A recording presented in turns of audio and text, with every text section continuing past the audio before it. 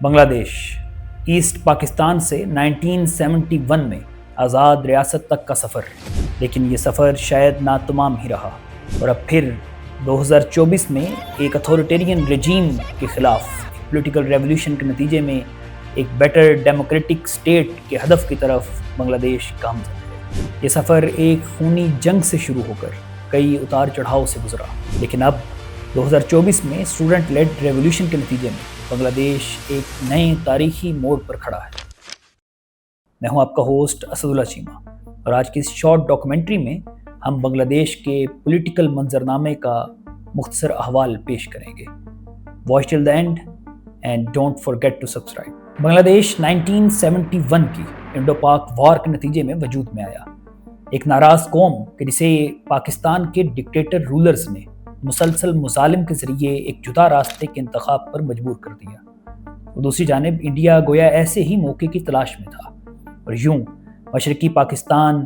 ایک نئی ریاست کے طور پر یعنی بنگلہ دیش کے نام سے دنیا کے نقشے پر ابھرا۔ لیکن کچھ عرصہ بعد ہی بنگلہ دیش کے بانی رہنما شیخ مجیب الرحمان کو اسیسینیٹ کر دیا گیا 1975، اور اس کے بعد بنگلہ دیش کو ملٹیپل کوز کا سامنا کرنا پڑا۔ اس کے علاوہ پولیٹیکلی بھی بنگلہ دیش کچھ عرصے کے لیے سنگل پارٹی اور بعد میں 2 پارٹی سٹیٹ ہی بنا رہا ہے، اور یہ دونوں پارٹیز بھی اپنی فیملیز تک ہی محدود رہیں، تو اس سے آپ کو بنگلہ دیش کی انٹرنل پولیٹکس کا اندازہ بہتر طور پر ہو سکتا ہے۔ مثلا شیخ مجیب الرحمان کی پارٹی عوامی لیگ کو ان کے بعد ان کی بیٹی شیخ حسینہ لیڈ کرتی رہیں، اور دوسری جانب اسیسینیٹڈ ڈکٹیٹر ضیاء الرحمان کی ہمسر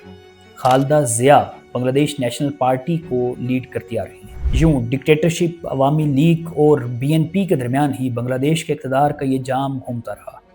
مختصراً یہ کہ 2009 میں جب دوسری مرتبہ شیخ حسینہ نے دوبارہ پرائم منسٹر آفس سنبھالا تو بنگلہ دیش نے سگنیفیکنٹ اکنامک گروتھ تو کی، لیکن بہت جلد یہ اقتدار ایک اتھارٹیرین رجیم میں تبدیل ہو گیا۔ 2009 سے 2024 شیخ حسینہ کے اس پرولونگڈ اقتدار کے دوران اپوزیشن کو مسلسل دبایا جاتا رہا، میڈیا کی آزادی بھی زیر سوال رہی، اور اسی طرح انسانی حقوق کی مسلسل وائلیشنز بھی ہوتی رہیں۔ اسی بدعنوانی، کرپشن اور lack of political freedom ultimately Bangladesh میں ایک موسٹ سگنیفیکنٹ پولیٹیکل موومنٹ کو جنم دیا۔ بنگلہ دیش کی اس اسٹوڈنٹ لیڈ ریولیوشن کا ٹریگر پوائنٹ شیخ حسینہ کا وہ متنازع کوٹا سسٹم تھا کہ جسے کسی طور پر بھی جسٹیفائی نہیں کیا جا سکتا۔ اس کوٹا سسٹم کے تحت جابس کی تقسیم کچھ اس طرح تھی کہ 30% was dedicated for the descendants of the freedom fighters، یعنی الٹیمیٹلی اس کے ذریعے سے 30% کوٹا صرف عوامی لیگ کے کارکنوں کے درمیان ہی تقسیم کر دیا جاتا تھا، اور اب تو ان فریڈم فائٹرز کے گرینڈ چلڈرن بھی اس کوٹا کے لیے ایلیجیبل قرار دے دیے گئے۔ اسی طرح 10% of the quota was dedicated for women, 10% for backward districts, 5% for ethnic minorities and 1% was dedicated for the people with disabilities,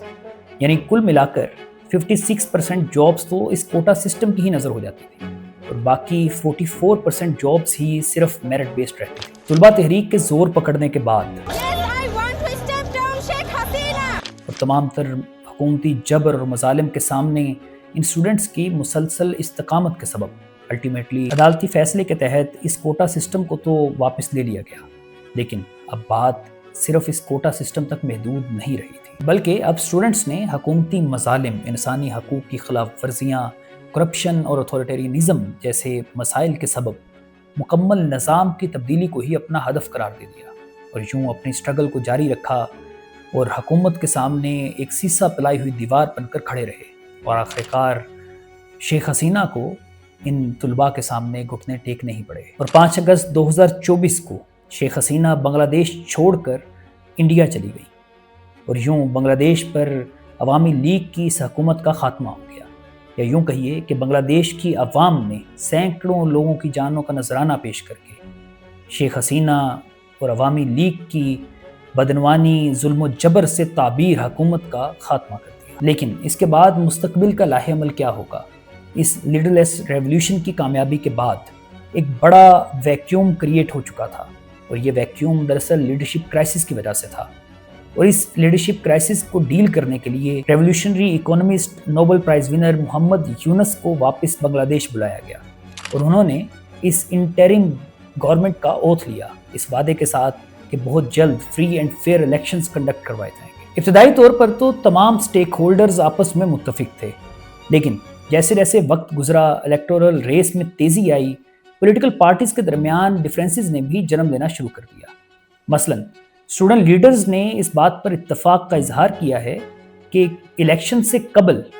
جو ڈیموکریٹک ریفارمز ہیں ان کو انشور کیا جائے، جبکہ دوسری جانب بنگلہ دیش نیشنل پارٹی جو کہ سیکنڈ لارجسٹ پارٹی ہے آفٹر عوامی لیگ، انہوں نے یہ ڈیمانڈ رکھی ہے کہ کسی بھی صورت میں الیکشنز کو جلد از جلد کنڈکٹ کروایا جائے تاکہ پولیٹیکل پارٹیز اور پولیٹیکل لیڈرشپ کے پاس واپس عوامی مینڈیٹ کے بعد پاور ٹرانزٹ ہو، جبکہ عوامی لیگ کو سسپینڈ کیا جا چکا ہے اور وہ اس آئندہ الیکشن میں حصہ نہیں لے سکیں گے۔ اسی طرح ابھی تک کی انفارمیشن کے مطابق اپریل 2026 میں ان الیکشنز کو کنڈکٹ کیا جائے گا، تاہم ان الیکشنز کی پرولونگڈ ڈیٹ کے باوجود ابھی بھی سیاسی سرگرمیاں اپنے عروج پر ہیں۔ یہاں پر ایک اور اہم پوائنٹ یہ ہے کہ اس ریولیوشن کے بعد بنگلہ دیش کی فورن پالیسی میں ایک واضح شفٹ نظر آ رہا ہے۔ شیخ حسینہ کے اقتدار کے دوران بنگلہ دیش کا جھکاؤ انڈیا کی جانب رہا ہے اور پاکستان کے خلاف یعنی اینٹی پاکستان نیریٹو کو اسٹیٹ لیول پر پروپیگیٹ کیا جاتا رہا ہے، اور اس کی ایک بڑی وجہ 1971 کے سے پہلے کے حالات اور 1971 کی جنگ کے دوران کے مظالم بھی ہیں۔ لیکن شیخ حسینہ اور عوامی لیگ کے بعد اب بنگلہ دیش کا جھکاؤ پاکستان کی طرف بڑھ رہا ہے۔ اس کی دو بڑی وجوہات ہیں۔ ایک تو یہ کہ بنگلہ دیش کی عوام کی نظر میں شیخ حسینہ ایک کرمنل ہے اور انڈیا نے اس کرمنل کو اپنے پاس جگہ دے رکھی ہے، جبکہ دوسری بڑی وجہ یہ ہے کہ بنگلہ دیش الٹیمیٹلی ایک مسلم میجورٹی کنٹری ہے اور لوگوں کے ریلیجیس بیسس پر جو سینٹیمنٹس ہیں وہ ٹورڈز پاکستان سافٹ ہیں، اور اسی وجہ سے شاید بنگلہ دیش یا آئندہ مستقبل کا بنگلہ دیش پاکستان اور چائنا کی طرف زیادہ ٹلٹڈ ہوگا ایز کمپیئر ٹو انڈیا۔ اور بنگلہ دیش ساؤتھ ایشیا کی تھرڈ لارجسٹ اکانومی ہے، یعنی ریجنل سطح پر بنگلہ دیش کی بہت امپورٹنس ہے، اور الٹیمیٹلی اگر بنگلہ دیش چائنا اور پاکستان کے بلاک کو جوائن کرتا ہے تو انڈیا کا ریجنل سطح پر انفلوئنس کا سفیر بہت حد تک اس سے متاثر ہوگا۔ اس سب کا کنکلوژن اگر آپ کے سامنے رکھوں تو ڈھاکہ کی پرہجوم گلیوں سے لے کر پاور کوریڈورز تک بنگلہ دیش کا سیاسی منظرنامہ بڑی تبدیلیوں سے گزر رہا ہے۔ اس ریزیلینٹ قوم کی مستقبل کا دار و مدار اب ان پولیٹیکل ریفارمز اور فورن پالیسی ری الائنمنٹ پر بہت حد تک ڈیپینڈنٹ ہے۔ اگر یہ ویڈیو آپ کو پسند آئی ہو تو اسے لائک کیجئے، اپنی آراء کا کمنٹ سیکشن میں اظہار کیجئے، اور ایسے ہی جیو پولیٹیکل ایشوز پر اپڈیٹڈ رہنے کے لیے ہمارے اس چینل کو سبسکرائب کر لیجئے۔ Thank you so much.